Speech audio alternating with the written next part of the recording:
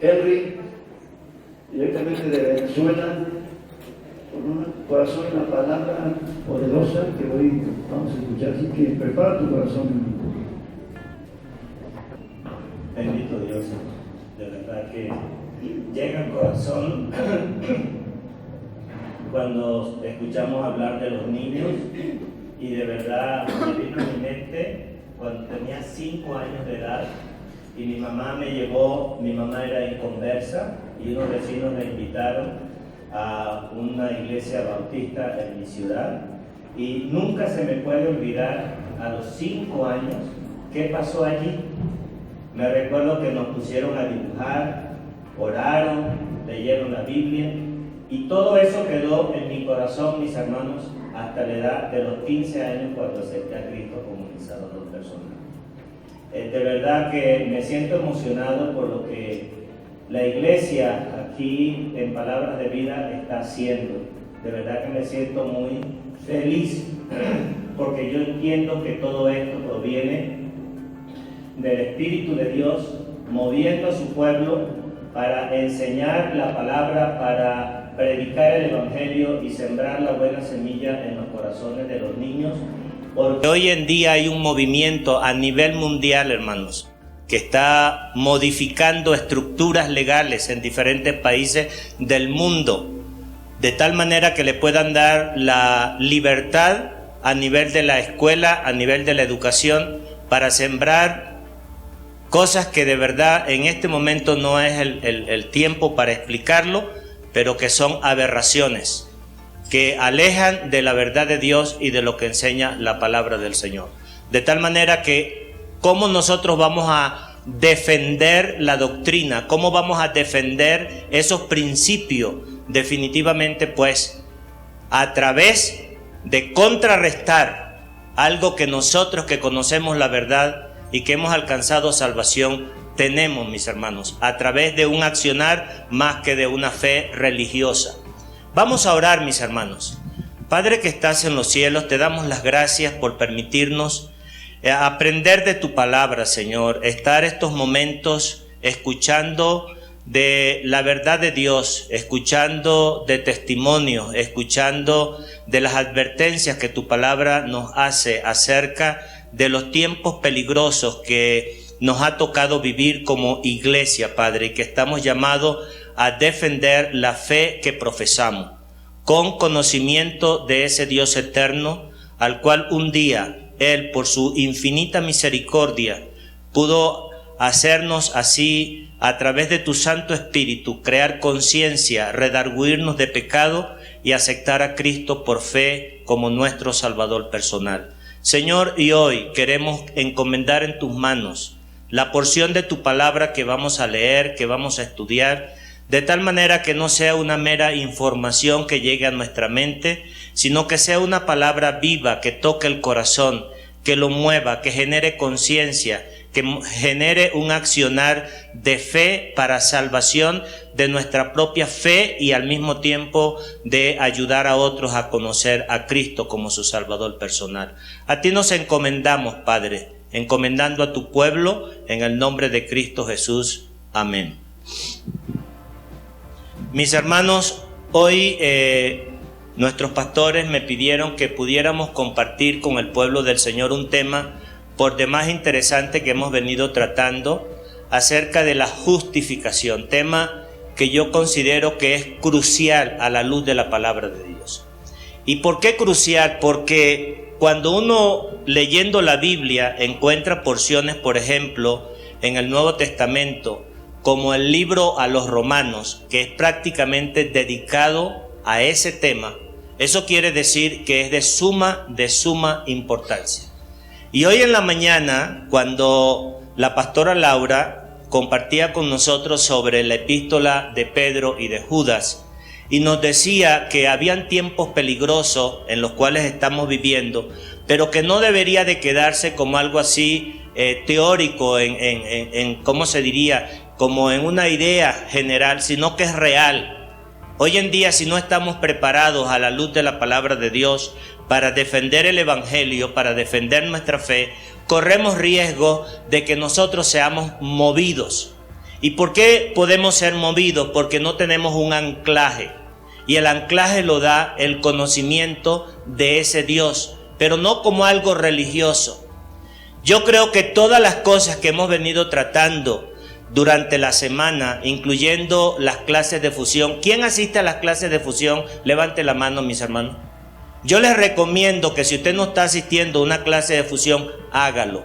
Porque usted se va a dar cuenta que todos los temas que venimos tratando van concatenados, van unidos. La semana pasada o esta semana que acaba de terminar, el tema que tocamos tuvo que ver con la cosmovisión. Cómo yo debo de hacer un cambio en mi estructura mental a través de la palabra de Dios para poder avanzar. Y hoy justamente quiero compartir con ustedes, mis hermanos, empezando, esta porción no la tenía en mi mente, pero el Señor me la puso en el corazón hoy, ahí sentado cuando escuchaba a la pastora Laura, y está en Apocalipsis capítulo 2, mis hermanos. Libro de Apocalipsis capítulo 2. Dice en el versículo capítulo 3 del libro de Apocalipsis, versículo 14, dice: y escribe al ángel de la iglesia en la Odisea: he aquí el amén, el testigo fiel y verdadero, el principio de la creación de Dios. Dice esto: yo conozco tus obras, que ni eres frío ni caliente. Ojalá fuese frío o caliente, pero por cuanto eres tibio y no frío ni caliente, te vomitaré de mi boca. Porque tú dices: yo soy rico y me he enriquecido y de ninguna cosa tengo necesidad. Y no sabes que eres un desventurado, miserable, pobre, ciego y desnudo. Y quiero que se queden con esta porción 2 palabras. Porque no eres ni frío ni caliente, sino tibio. Y lo voy a hacer como a manera de introducción, mis hermanos. Mire, la palabra de Dios desde el Génesis hasta el Apocalipsis es un solo mensaje. Cuando nosotros llegamos al libro de Apocalipsis y leemos de las 7 iglesias, ese es un mensaje profético. Pero había sido un mensaje dirigido a cada una de las iglesias locales que estaban en Asia. Y cuando toca el tema de la Odisea, precisamente está refiriéndose en el transcurrir de los años a una etapa a la cual la iglesia iba a llegar de tibieza. ¿Y por qué de tibieza? Porque muchas veces nosotros no llegamos a comprender que lo que el Señor profetizaba se cumplía, y de hecho se está cumpliendo. Y hoy en la mañana la pastora compartía con el pueblo del Señor sobre lo que es Judas, hablando sobre los tiempos de apostasía. Y uno de los detalles que precisamente mencionaba era que por falta de conocer a Dios, por falta de conocer lo que nosotros somos en Cristo, podemos ser movidos. Y podemos llegar a una etapa que se llama la apostasía. Y lo vamos a ver en hombres que en algún tiempo lo veíamos como grandes personajes, defensores de la palabra de Dios. Hermano, no siempre esto está ocurriendo ahorita. Ha pasado en el pasado. En los días, por ejemplo, cuando Lutero, un hombre que venía de la iglesia católica, como ustedes conocen la historia de la reforma de la iglesia, había una tibieza espiritual, había una confusión acerca de lo que era el tema de la justificación. ¿Y sabes qué? Cuando este hombre llega a leer la epístola a los romanos, hubo un movimiento en su corazón acerca de lo que representaba la justificación en la fe, que hizo todo ese movimiento en Europa. Muchas veces nosotros no sabemos esas cosas porque no estudiamos la historia, y no tienes por qué saberla. Pero cuando te apasionas en conocer la verdad de Dios y en ese Dios en el cual tú has creído, aquello es poderoso, mis hermanos, porque el corazón se empieza a encender por cada frase, por cada palabra que nosotros vamos comprendiendo. Y hoy en mi corazón quiero compartir con cada uno de ustedes lo que la palabra del Señor enseña acerca de este tema que tiene que ver con la justificación. Porque es verdad que la justificación es la forma en como que Dios nos declara inocente de una culpa a la cual nosotros habíamos sido imputados. Pero eso va muchísimo más allá, mis hermanos. Y yo quisiera que hoy abrieras tu corazón, abrieras tu mente, para que esta porción de esta palabra, que lo dice el libro, pueda impactar tu corazón en dos orientaciones. Una, en sentir agradecimiento. Y que al mismo tiempo que yo siento agradecimiento, yo pueda sentir pasión por esas almas que se pierden y que yo pueda defender con claridad y entendimiento lo que nosotros estamos haciendo. Fíjese, el día miércoles nosotros en la clase decíamos, una persona que no tiene el entendimiento renovado, cuando hace algo, lo hace con tristeza. Pero cuando usted entiende algo y lo hace, usted siente alegría. Y eso es la gran diferencia en la convicción de un creyente. Que cuando yo voy a hacer algo entendiendo lo que voy a hacer, definitivamente produce alegría en mi corazón. Y voy a comenzar y le voy a pedir a mis hermanos que me puedan proyectar la primera lámina, porque quiero compartir con ustedes algunas cosas de verdad desde el punto de vista gráfico, porque a veces no es tan fácil ayudarnos a comprender estas cosas. Fíjese, esa lámina que aparece allí, vamos a citar solamente Romanos, todo el libro de Romanos. Y vamos a leer también un solo versículo que voy a citar para no perdernos en Gálatas capítulo 3 versículo 24, pero posteriormente. Mire, la justificación es el centro de lo que nosotros debemos de conocer. Porque un antes y un después es de lo que se desprende el tema de la justificación. En primer lugar, para nosotros poder entender el tema de la justificación, tenemos que estar entendiendo en el Antiguo Testamento todo lo que el Señor hizo a través de la nación de Israel.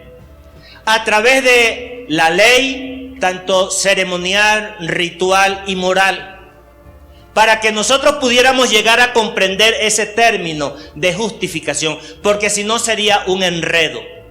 Y voy a tratar de ser lo más sencillo posible para que nuestra mente y nuestro corazón pueda comprender la magnitud de la obra de Dios desde el momento en que Adán en el Edén pecó.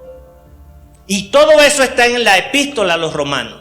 Bueno, habiendo dicho esto, voy a comenzar diciendo que la epístola a los Romanos, mis hermanos, desde el capítulo 1 hasta el capítulo 8, el tema fundamental es precisamente el tema de la justificación.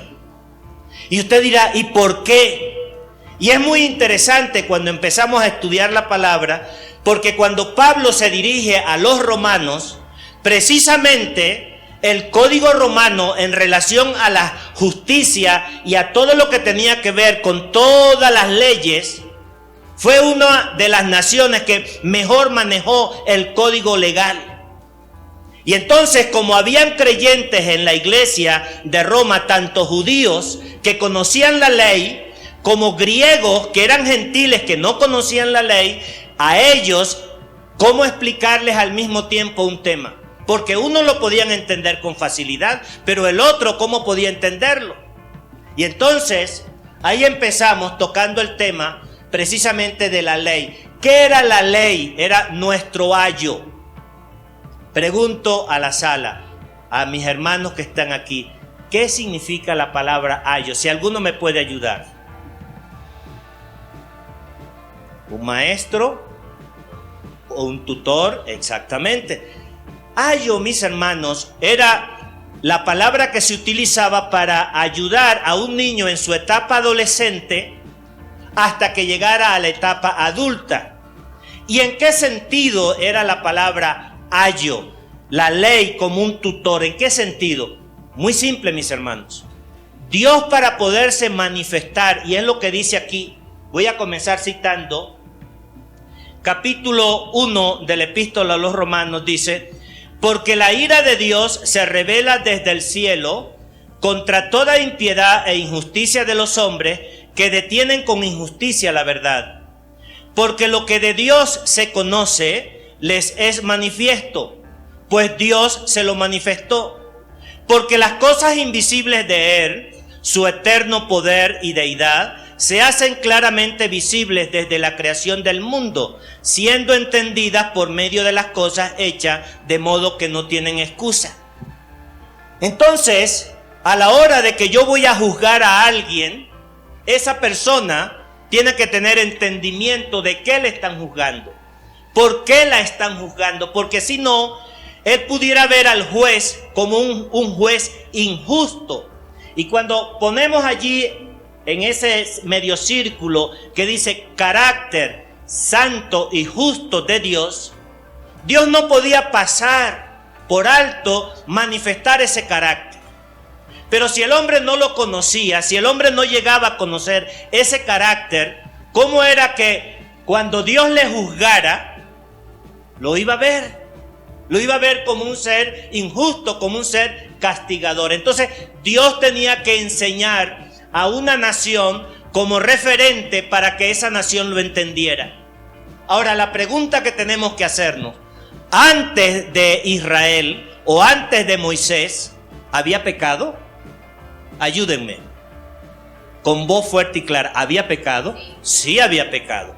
Ahora, ¿cómo se podía juzgar ese pecado? Si no había ley que le dijera: esto pasó, esto no se debía hacer, esto, aquello no se podía hacer. ¿Se podía juzgar? No se podía juzgar. Entonces Dios, a través de la palabra, desde el Génesis, el Éxodo, Levítico, Número y Deuteronomio, Dios se encargó de enseñarle a su pueblo de que el pecado, ¿qué era? Generaba como consecuencia ¿qué? Dígalo en voz fuerte para que todos lo podamos escuchar. ¿Qué se generaba por el pecado? Muerte. Pero si esa ley no se enseñaba, no quedaba un código, entonces podía ser alguien que lo juzgara como muerte, como que no era justo. Entonces Dios, en su carácter de santidad, lo primero que hace, ¿tenía por qué hacerlo? No. Pero su amor, su justicia le llevó a que el hombre lo entendiera. ¿Con cuál motivo, con cuál razón era eso? Para que el hombre, mis hermanos, no tuviera excusa. Porque conociendo el corazón del hombre, ¿qué es lo que la mayoría de las veces hacemos? Cuando alguien nos señala algo, ¿qué es lo primero que sacamos? Un pero, una excusa, un pretexto. Entonces Dios, conociendo el corazón, porque es nuestro creador, Dios entonces hace todo eso para que el hombre no tenga excusa. Y entonces llega a profundizar sobre el tema. Y entonces le dice a Moisés que construya un tabernáculo. Y de allí esas palabras que tenemos que analizar: propiciación, expiación y redención. Y yo te invito, porque no tenemos el tiempo suficiente, que tú las investigues en casa. Te voy a dar una pincelada. Pero Dios sí tenía intención de que todas las naciones de la tierra, partiendo desde la casa de Israel, entendieran esas tres palabras: propiciación, expiación y redención. ¿Y cómo lo hizo y a través de qué lo hizo? Y esta es la parte interesante, mis hermanos, que decía la pastora Laura en la mañana de hoy. Necesitamos conocer a Dios, pero no en un conocimiento intelectual, sino que esas palabras retumben dentro de mi corazón, para que pueda haber un efecto real y genuino y que podamos manifestarlo al mundo que nos observa. Esa es la verdad. Pero muchas veces nosotros escuchamos propiciación, redención. ¿Y qué será eso? Como que no es conmigo el tema. Si es contigo. Si Dios estaba interesado en el pasado, imagínese ahora en el presente. Y ahí le va, mis hermanos. Dios le dice a Moisés: construye un tabernáculo. Lo vas a separar entre el atrio, que era el patio, un lugar santo, y un lugar de más adentro que se llamaba el lugar santísimo. Y en ese lugar santísimo vas a poner el arca del pacto, el arca del testimonio. Y sobre esa arca del testimonio, dentro de ella vas a colocar en ella las tablas de la ley. Y encima vas a colocar una cubierta, la cual la vas a recubrir de oro. Y en cada extremo vas a poner a 2 querubines que van a estar mirando allí. Imagínese, haga un mapeo mental. Imagínese un cuarto pequeño. Había como especie de un cajón cuadrado. Estaba cubierto arriba por una tabla llena de oro. Y en los dos extremos, 2 querubines. Y esos 2 querubines estaban observando lo que estaba allí en esa tabla. Pero si usted ha leído el Génesis, dice la palabra de Dios que cuando Adán pecó, ¿qué fue lo que hizo Dios? Vamos a recordarnos. Lo sacó. Y entonces, ¿qué hizo después que lo sacó del Edén? Dice la Escritura que colocó 2 querubines en el árbol que él lo llamó el árbol de la vida, para que el hombre no fuese capaz de tomarlo, porque imagínese el desastre que hubiera sido. Ahí estaban los querubines. Y ahora esos mismos querubines aparecen en el tabernáculo. Poderoso, mis hermanos. Y ahorita vamos a explicar eso. Y ahí en esa tabla que se llamaba propiciatorio, el sacerdote, una vez que ofrecía el sacrificio, venía y derramaba sangre sobre esa tabla, sobre esa cubierta de oro, y la tiraba en el piso. Y entonces aquellos querubines la observaban, y entonces era propicio. Se aplacaba la ira del Dios eterno. Se aplacaba. ¿Por qué? Porque eso fue lo mismo que había pasado allá en el Génesis, cuando llegó Jacob y los egipcios no querían sacarlo. Y entonces la ira de Dios se aplacó en aquellos dinteles de las puertas donde había señal de sangre. Y en ese momento la ira de Dios se detuvo y castigó al resto. Dice la Escritura que hasta el primogénito de Faraón falleció. Esa es la santidad y ese es el carácter de Dios santo y justo, mis hermanos. Dios lo estaba enseñando. Si alguien se acercaba, dice la Escritura que Dios le dice a Moisés: dile a tu hermano Aarón. Imagínese al sumo sacerdote, no puedes entrar aquí cuando él quiera. Una sola vez al año y con sangre ajena, para que yo pueda escucharle. Esa era la santidad y la justicia de Dios. ¿Por qué Dios estaba enseñando a su pueblo de esa manera? Porque una vez que le entrega las tablas de la ley, ahí había mostrado de que la paga del pecado, ¿qué es, mis hermanos? Vamos a repetirlo porque se nos olvida. La paga del pecado, ¿qué es? Muerte, mis hermanos. El hombre afuera, el que no conoce a Dios, no lo entiende. Y entonces muchas veces cuando habla de pecado, cuando se habla de santidad, lo toma muy superficialmente. Por eso el hombre que está afuera, el enemigo de sus almas y que también es nuestro enemigo, no quiere que él entienda de que corre riesgos, de que está al borde de la perdición eterna. Porque es grave, mis hermanos, el pecado es grave. Y entonces Dios dice en su palabra más adelante que todo ese proceso lo llevó a cabo ¿para qué? Para poder expiar la culpa. ¿Y qué era expiar? ¿Qué significa la palabra expiación? Cubrir. Entonces, esa expiación que era cubrir ese pecado, ya podía estar un poco más tranquilo. Y luego cuando dice redención, entra otra palabra que tiene que decir precio pagado de rescate. Entonces imagínense, propicio, cubierta y pago de un rescate. Todo eso lo tenía que hacer el hombre para que pudiera alcanzar lo que dice la palabra de Dios, el perdón de Dios y no la justificación. Ahora bien, todo eso Dios lo va haciendo para que el pueblo lo fuese entendiendo. Y llega el momento en donde aparece en escena el Señor Jesucristo. Dice la palabra de Dios, porque de tal manera amó Dios al mundo, que ha dado a su Hijo unigénito, para que todo aquel que en Él crea no se pierda, mas tenga vida eterna. Y aparece el Señor en escena. Y en esa escena el Señor comienza una vida terrenal, en donde nace sin pecado, crece, comienza su oficio como sacerdote, porque era la edad cuando un sacerdote podía comenzar su oficio. Lo va haciendo conforme a la ley. 3 años y medio de ministerio. Y aquellos, cuando es presentado frente a Pilato, porque los mismos sacerdotes le habían escuchado cuando le preguntaron, ¿y tú quién eres?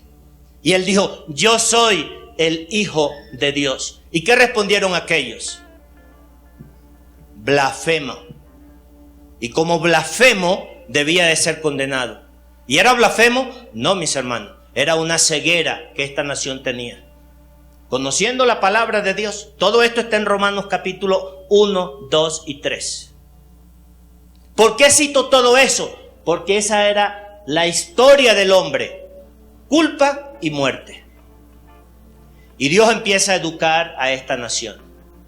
Y llega hasta los días del Señor, y el Señor entonces, después que no pudieron acusarle, solamente le levantaron aquel falso testimonio diciendo, es que tú te has hecho tú has blasfemado contra el nombre de Dios haciéndote algo que no lo eres. Y así le llevan a la muerte y ponen a Barrabás y a Jesús. Pilato dice, ¿a cuál de los dos queréis que suelte? ¿Qué dijo el pueblo, mis hermanos? Suéltanos a Barrabás y crucifica al Cristo. Muchas veces nosotros ni siquiera nos detenemos a pensar en esa expresión y lo repetimos de manera religiosa como loros. Pero la verdad, mis hermanos, la verdad era tan grande la ceguera que este pueblo tenía, que muchas veces cuando uno va leyendo esto, uno dice, no puede ser que este pueblo con tanto entendimiento llegara a padecer eso, llegara a manifestarse de esa manera. Mis hermanos, más adelante este hombre, Pablo, le dice a aquellos le dice a aquellos gentiles, a nosotros, toda esta bendición, ¿sabe lo que le dice? No era que el pueblo de Israel era bruto, no era que el pueblo de Israel no era inteligente, no, yo les puse ceguera. Yo les puse ceguera para que pudiera producirse la obra de Cristo en la cruz. Esa es la verdad, mis hermanos. No era otra cosa. Muchas veces nosotros vemos a la nación de Israel como que, ay, mira este pueblo, y entonces queremos nosotros sentirnos como empoderados, los que no somos judíos, porque conocemos la verdad de Dios. No, mis hermanos, ni siquiera eso. Es que eso Dios lo hizo para que nosotros pudiéramos llegar a alcanzar una salvación tan grande a través de la justificación por la fe. Esa es la verdad. Y Dios lo recuerda, Pablo se lo recuerda a los gentiles, escribiéndole a los romanos a partir del capítulo 9 de Romanos 10 y 11, porque ahí habla de lo que la nación de Israel va a ser restaurada. Esa es la verdad. Y fíjese, para avanzar en esto, hay todo eso que usted está viendo aquí, de este lado derecho: paz, libertad, reconciliación, gloria, santificación, redención, adopción, vida eterna y herencia, fue alcanzada por la justificación de la fe. Y yo quiero que hoy nosotros nos llevemos esto para nuestras casas, en nuestros corazones. Muchas veces el poder entender esto es complejo, porque sí, se lo decía mi esposa, es complejo, porque se trataron siglos para que una nación lo entendiera, para que repercutiera como un foco en el resto de las naciones gentiles que no sabían de estas verdades. Y lo vamos a ir entendiendo, mis hermanos, progresivamente. Les voy a pedir, por favor, la siguiente lámina para ir avanzando.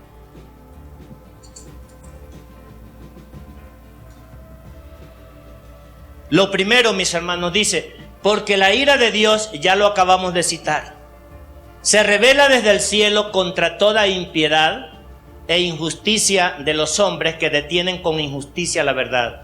Porque lo que de Dios se conoce les es manifiesto, por Dios se lo manifestó, porque las cosas invisibles de Él, su eterno poder y deidad, se hacen claramente visibles desde la creación del mundo, siendo entendidas por medio de las hechas, de modo que no tienen excusa. Una de ellas era la ley. La ley. Dios lo hizo para que lo entendieran. La siguiente, mis hermanos. Y ahora vea esto. Pero ahora, aparte de la ley, se ha manifestado la justicia de Dios, testificada por la ley. Lo que Dios había hecho, que no era entendido, y que lo pudieran haber tomado como pretexto y como excusa para decir que Dios era injusto, que estaba castigando a su hijo. ¿Cómo es posible que Dios, siendo Dios, tenga que castigar a su hijo? Ahí está descrito, mis hermanos. Esa misma justicia estaba siendo corroborada por la ley. Y entonces dice, y por los profetas. ¿Por qué por los profetas? Porque pudiera ser que de repente la ley, desde el punto de vista como letra muerta, pudiera decirlo, pero pudieran otros decir, sí, pero es que tenemos que entender el corazón de Dios. Dice la Escritura que los profetas a lo largo de las Sagradas Escrituras, usted lee el Salmo 22, Isaías capítulo 53, y así pare usted de contar, todos los profetas del Antiguo Testamento señalaban a Cristo como el sustituto, como el medio que Dios iba a utilizar porque se requería de una persona perfecta, sin pecado. ¿Y quién era ese? ¿Quién podía ser aquel que llenara todos esos requisitos en la demanda de la justicia de Dios? ¿Algún ser humano nacido con esta naturaleza adámica? Imposible, mis hermanos. Mire, y le voy a poner un ejemplo. Aquí ahorita estamos sentados todos. Y en mi mente puedo servirle a Cristo. Con mi mente puedo añorar y desear con todo mi corazón honrar a Dios y servirle. Pero ¿qué crees? Tenemos una naturaleza, mis hermanos, adámica, caída, pecaminosa, que nos arrastra, que nos avergüenza. Si no fuese eso por ese nivel de conciencia que tenemos, ¿qué sería de nuestras vidas? Con un acusador que nos acusa día y noche y nos dice, ¿eso eres tú? ¿Tú que dices que eres hijo de Dios? ¿Tú que dices que tu nombre está inscrito en el libro de la vida en los cielos? Y mira cómo te comportas. Y mira la tendencia de tu corazón. Imaginémonos, mis hermanos, por un instante, si yo no tuviera la verdad de Dios revelada en mi corazón, ¿qué pasaría en mi mente? Destrozados, mis hermanos. Porque le diríamos verdad. Porque cuántas cosas nos avergüenzan hasta con lo que pensamos, mis hermanos. Esa es nuestra naturaleza. Por mucho que nos emperfumemos, por mucho que nos pongamos bonitos, por mucho que vengamos a la iglesia, por mucho que oremos, por mucho que leamos la Biblia, mi mente y mi corazón están pensando de continuo el mal, hermanos. Esa es nuestra naturaleza. Y Dios lo pone de manifiesto para enseñarnos lo que representa una justificación. Pero vea esta palabra, mis hermanos, porque muchas veces la pasamos por alto. Dice, porque no hay diferencia por cuanto todos pecaron y están destituidos de la gloria de Dios. Y vea que la subrayo, siendo justificado gratuitamente por su gracia. ¿Sabe lo que significa esa palabra como verbo siendo? Es un verbo que está conjugado en un tiempo continuo, hermanos. No es que fuimos. No es que fuimos. Somos. Somos. Somos. Somos. Somos en tiempo continuo. Justificado por ese Dios santo, perfecto, con un carácter que aborrece el mal, pero que cuando nosotros nos ve a través de su Hijo, por la fe, en una justificación, es continuo, mis hermanos. Esto me da paz en mi corazón. ¿Sabe corazón feo, hermano? El mío. Terrible, terrible. Me avergüenzo delante del Señor. Pero esa es la verdad, mis hermanos. Solo por su gracia, solo por su gracia, a través de una justificación, de un plan y un propósito eterno, para que nosotros, a través de su Hijo, Él nos pueda ver justo. Pero le voy a poner un ejemplo, mis hermanos. Hay un delincuente que está preso. Imagínese sentenciado a muerte. Tiene deudas, tiene conflictos, tiene rollos, tiene problemas con todo el mundo, con toda la sociedad. Y vamos a suponer que esa persona es libre por alguna causa, lo justifican y él sale así libre de aquella culpa por la cual le estaban sentenciando a la muerte. Lo primero que quiero preguntarle, ¿sale en libertad aquel preso? ¿Por qué nos quedamos tan serios, mis hermanos? ¿Ese preso sale libre? Ya no le van a dar la pena de muerte, pero sigue preso. Tenía deudas, tenía enemigos, y entonces cuando sale de la calle, sale de la cárcel, suponiendo que lograra salir de la cárcel, ¿usted cree que él ya resolvió todo? Mis hermanos, la culpa en nosotros, la justificación, no solamente alcanzó en que Dios nos vio a nosotros libre de condenación. Ya es bastante. Pero ¿qué más hizo la justificación en nosotros? Y eso es lo que aparece del lado derecho. ¿Usted cree que un delincuente que ha matado, que ha robado, lo excomulgan? ¿Usted cree que tiene paz en su mente y en su corazón? La pastora esta mañana nos decía que muchas veces cuando nosotros alcanzamos salvación, se nos olvida de lo malo que fuimos en nuestra vida pasada antes de creer al Señor. Se nos olvida de lo que muchas veces nosotros estuvimos haciendo. Se nos olvida. ¿Por qué? Porque nuestro corazón, mis hermanos, siente paz. Hay personas que terminan quitándose la vida porque no llegan a tener paz en su mente y en su corazón. Y sin embargo dice, justificado pues por la fe, tenemos paz para con Dios. Démosle valor a esa expresión, paz. No sé si a usted le ha ocurrido que llega a su cuarto y quiere dormir y tiene tanta turbulencia en su cabeza que le viene a su mente, que hizo esto, que hizo aquello. ¿Y cómo te sientes? Mal, mis hermanos. Y mire, le voy a decir algo, y si usted no siente nada de eso, es preocupante. Y no lo quiero hoy ni asustar ni meterle miedo, porque no se trata de eso. Pero sí tendrías que revisarte. Porque sabes una cosa, mis hermanos, va a llegar el momento en donde mucha gente en el tribunal de Cristo va a llegar y se le va a presentar al Señor y le va a decir, Señor, es que hice esto, hice aquello. Y el Señor mirándole dice, no os conozco. ¿Qué hiciste? ¿Quién eres? ¿Sabes por qué, mis hermanos? Porque no tienes la experiencia de la conversión. No tienes un cuándo, un dónde y un cómo llegó Cristo a tu vida. Simplemente levantaste un día la mano, pero tu vida ha demostrado que realmente en ti no hay salvación. Y si tú estás aquí y me estás escuchando y estás escuchando la voz del Espíritu de Dios, hermano, en tu corazón, y te lo repito, no quiero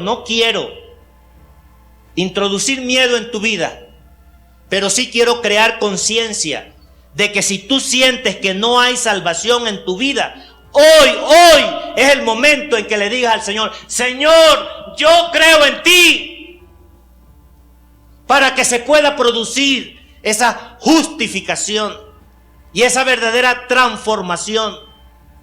Porque de lo contrario, mis hermanos, vas a llevar una vida tibia y no entiendes, religiosa. Y es mejor, o a la vez peor, estar en una iglesia dominguera asistiendo simplemente para cumplir no sé a quién. Pero cuando yo asisto a una congregación es por convicción, porque sé que el Dios eterno me redimió a través de su Hijo y me justificó. Y yo tengo todas esas cosas que aparecen allí. Porque de lo contrario, mis hermanos, el enemigo te está engañando. Sí, te está engañando. Y perdóname, porque realmente, como dice nuestro pastor en la congregación, muchas veces queremos escuchar pomitos dulces al oído. Y no que nos hablen a la conciencia, al corazón, para quitarnos la venda, porque el enemigo no quiere eso. Pero hoy es el momento en que te revises. ¿Realmente siento yo eso? ¿Siento perturbación en mi alma cuando he pecado contra Dios? ¿Siento vergüenza delante de la presencia de mi Dios? Si eso no pasa, hermanos, es porque no hay un nuevo nacimiento en tu vida. No hay una experiencia con Cristo. Esa es la verdad. Y mira lo que dice la palabra de Dios. ¿Me pueden pasar la siguiente, por favor? Dice, justificados, pues por la fe tenemos paz para con Dios por medio de nuestro Señor Jesucristo. Y la siguiente, porque el tiempo ya no nos está dando. La siguiente. Aquí aparecen esas 5 expresiones o 6 expresiones que aparecen del lado derecho. Libertad. Hermano, ser libre, wow. Yo no me recuerdo en mi vida que haya estado detenido por alguna autoridad en algún momento, no lo recuerdo. Ni de adolescente, ni nada de eso. Pero lo cierto del caso, que sí he estado retenido por otras circunstancias. Y cuando no hay libertad de movimiento, cuando no hay libertad de conciencia, cuando no hay libertad de yo poder compartir, es como tú sentirte esclavo. Y mira, la justificación por la fe, créemelo de todo corazón, que ha logrado no solamente quitar la culpa y que Dios nos vea inocente, sino que nos da libertad. ¿Y libertad de qué, mis hermanos? Mire, vamos a leer brevemente en esa porción que dice allí Romanos 6:17. Romanos 6:17. Dice: pero gracias a Dios que aunque erais esclavos del pecado, habéis obedecido de corazón aquella forma de doctrina a la cual fuisteis entregado, y libertados del pecado, vinisteis a ser siervos de la justicia. La justificación, mis hermanos, ha hecho posible que el pecado, aun cuando está en nosotros nuestra naturaleza adámica, nosotros tenemos todavía la fuerza y la voluntad para decirle no al pecado. ¿Nos gana a veces? Sí, nos gana a veces. Pero anteriormente, sin conocer al Señor, éramos esclavos, no lo notábamos. Ahora, a diferencia del pasado, es que nosotros podemos muchas veces, y cuánto gozo nos da cuando podemos vencer esa pasión, ese deseo, esa carne que nos lleva para pecar. ¿Lo hacemos siempre? No, mis hermanos, estaría mintiéndote. Pero la verdad es como Pablo dice: el bien que quiero hacer es el que no hago, porque es como que si yo estuviera arrastrando un cadáver conmigo, pero antes ni siquiera podía hacerlo. Yo ahora tengo algo en mi ser que cuando le doy más fuerza al espíritu que a la carne, puedo dominar al pecado. Anteriormente no lo podía hacer.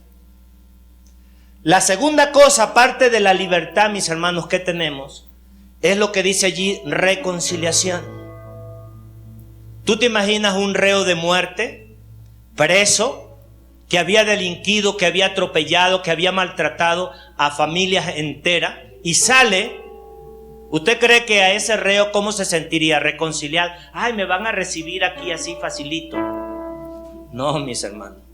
Bueno, la justificación lo ha hecho posible. Hemos sido reconciliados con Dios. Dios nos veía como su adversario. Dios nos veía como su enemigo.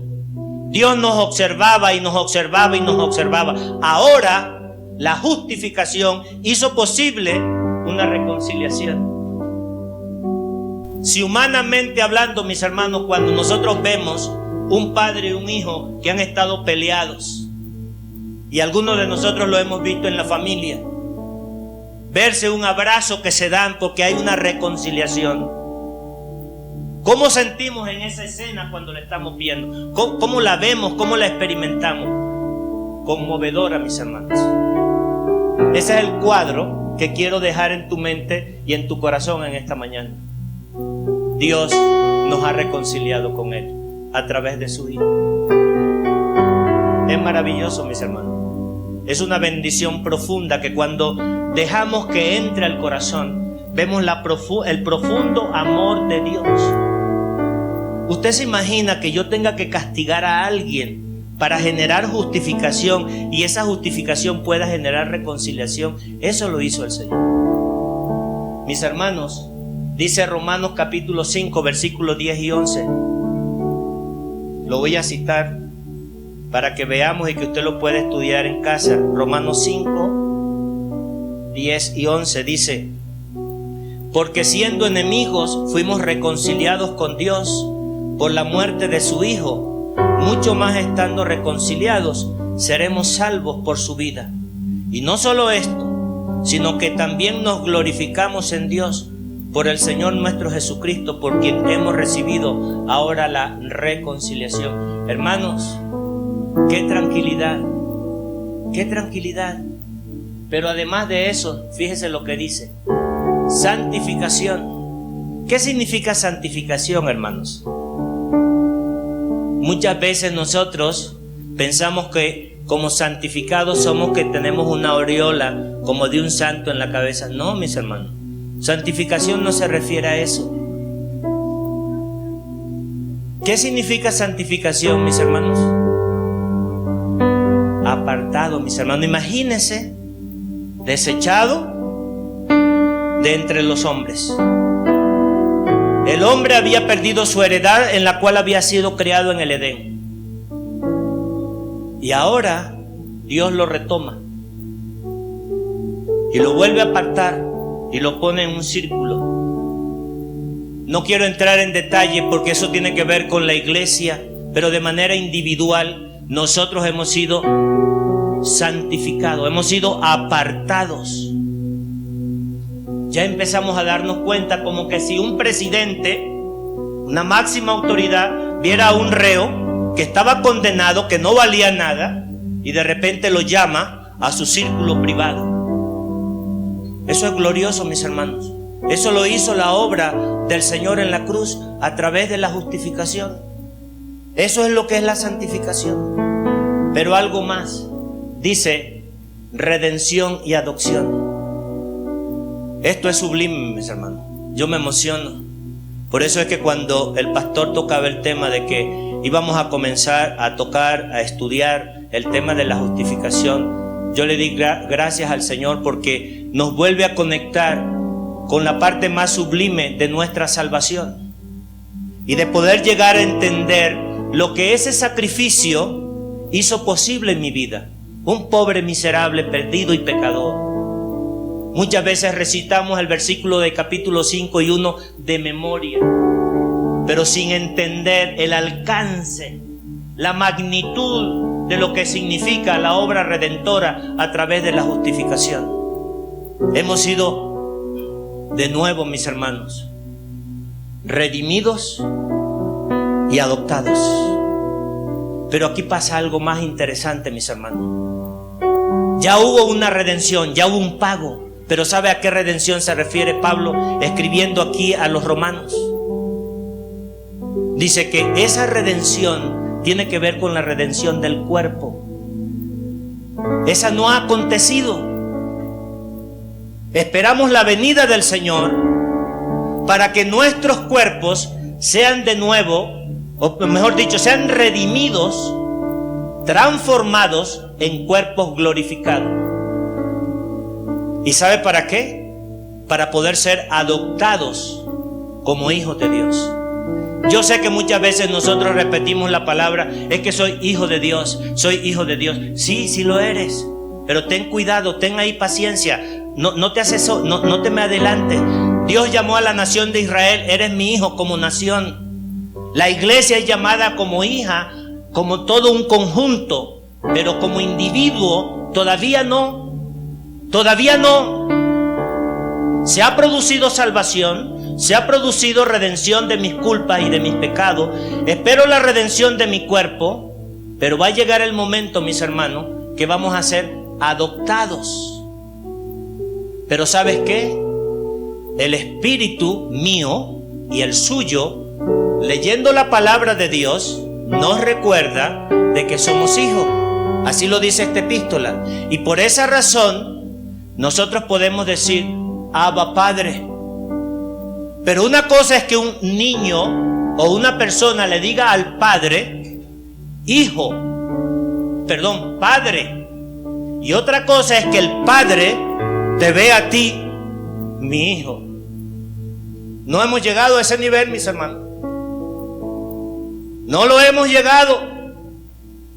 Va a llegar el momento glorioso que a cada uno de nosotros, en el momento en que el Señor venga por su pueblo, seamos llevados, y cuando este cuerpo miserable, pecaminoso, caído, adámico, sea transformado en un cuerpo semejante al cuerpo de la gloria de su Hijo.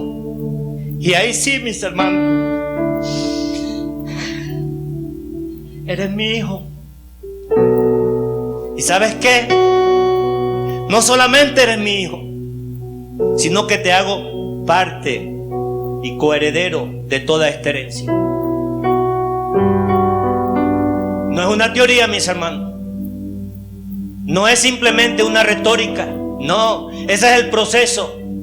Que cuando yo entiendo, cuando yo conozco de ese Dios eterno que me salvó por pura gracia, puedo defender esa fe que está depositada en mi corazón. Y puedo anhelar compartirla con otros que no conocen de Dios. Pero la debo de conocer, la debo de entender.